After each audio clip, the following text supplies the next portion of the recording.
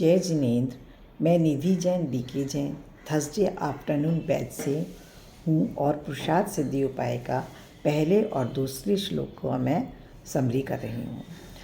ये आचार्य अमृत जी के द्वारा लिखा गया है।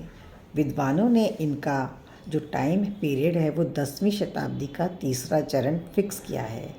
इसका एक तरीका और सिद्धांत है। उनके बारे में जो दूसरे विद्वान हैं वो प्रूफ के साथ और जो साक्ष्य हैं उसको ध्यान में रखकर इनका टाइम फिक्स करते हैं। अमित गति आचार्य ने जो योगसार ग्रंथ लिखा है उनके इस ग्रंथ पर आचार्य अमृतचंद जी का प्रभाव दिखता है। 1000 साल के बाद आचार्य अमृतचंद ने कुन आचार्य की बात को बताकर उनके हृदय को खोला है।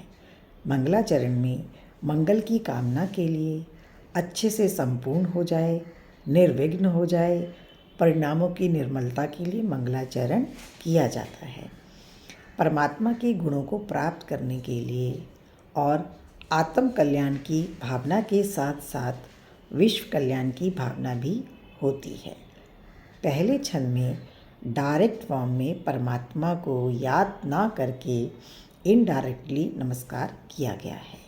इसमें सर्वोत्कृष्ट ज्योति यानी कि केवल ज्ञान की जय कही गई है, जो दर्पण के तल के समान है, जिसमें समस्त पदार्थों का समूह यानी संसार के पदार्थ और उनकी अनंत पर्यायें पास्ट, प्रेजेंट, फ्यूचर की सभी पर्यायें एक साथ झलकती हैं।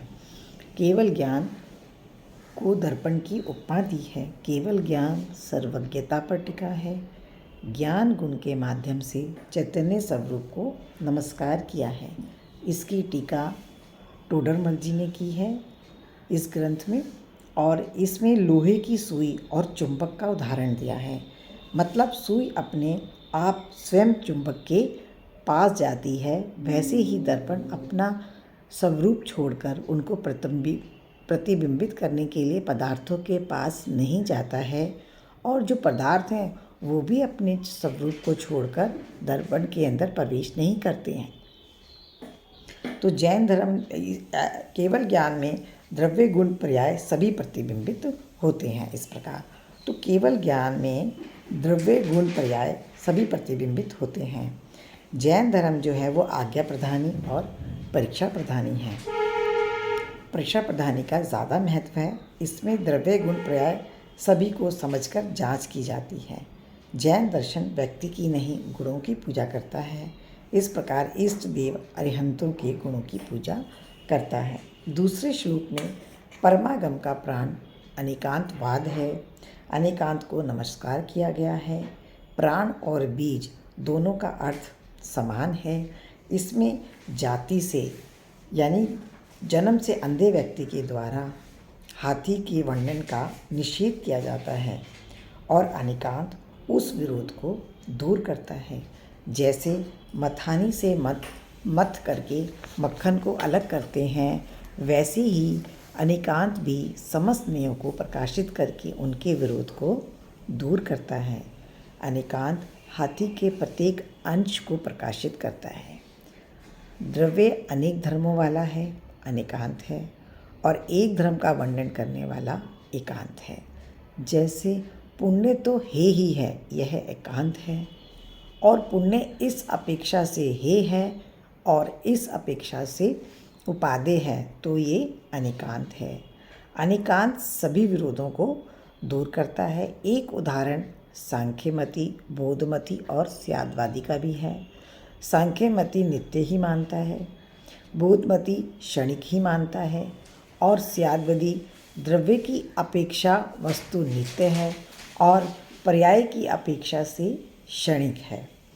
तो अनेकांतवाद तो वस्तु का स्वरूप है, और स्यादवाद का मतलब अपेक्षा से कहना।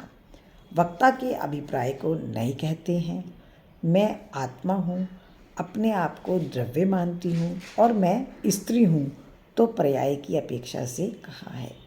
उमा स्वामी जी ने भी तत्वार सूत्र में पहले अध्याय के 33वें सूत्र में नैगम्य को बताया है। नयों में निश्चय ने, व्यवहार ने मेनली बताए हैं।